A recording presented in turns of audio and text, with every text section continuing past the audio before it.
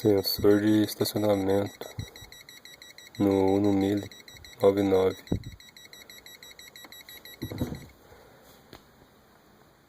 Pegando aí a ideia do Grayson Aquino, do canal Grayson Aquino. Antigamente meu display estava instalado aqui em cima do painel. Tava bem discreto aqui, não me incomodava em nada. Tava tranquilo.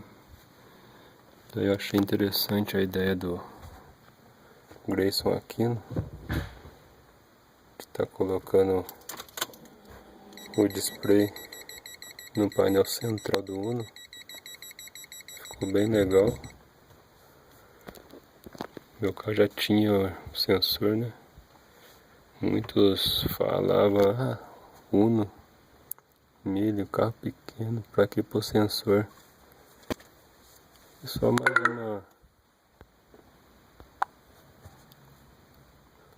mais um item a mais no carro, né? Pra quem gosta de equipar o carro. Vou mostrar aqui atrás aqui os sensores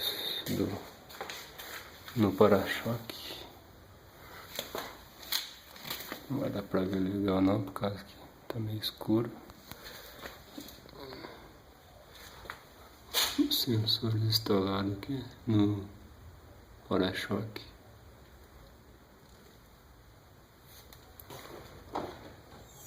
Vou mostrar ele em funcionamento aqui pra pegar legal.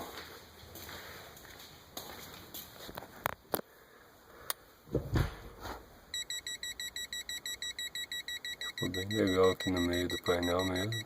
A ideia foi excelente.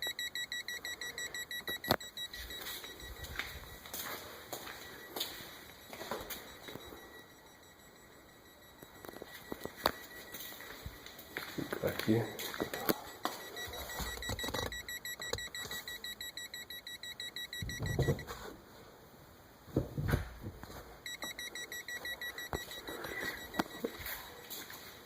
Atrás. Dá pra ver legal lá.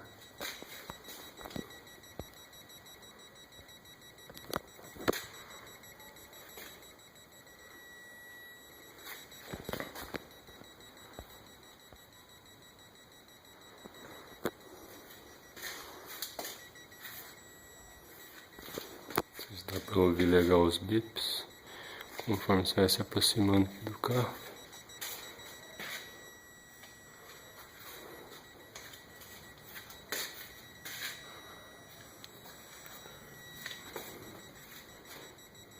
Ficou bem legal instalado aqui no meio e funciona perfeitamente.